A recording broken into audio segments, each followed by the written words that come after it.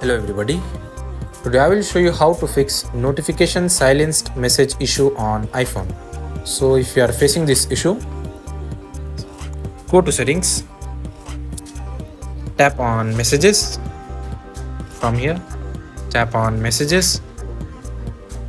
Now turn off focus mode. If focus mode is enabled, turn it off. Now go to privacy and security.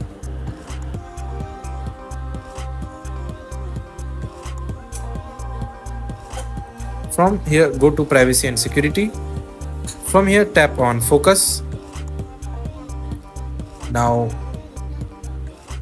if focus is on for messages, simply turn it off. Now go back to settings, tap on focus.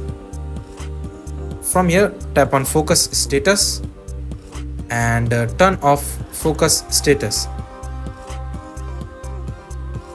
Turn off share focus status. Turn it off. Now go back again. Turn off share across device. This option. Turn off this. Now go back.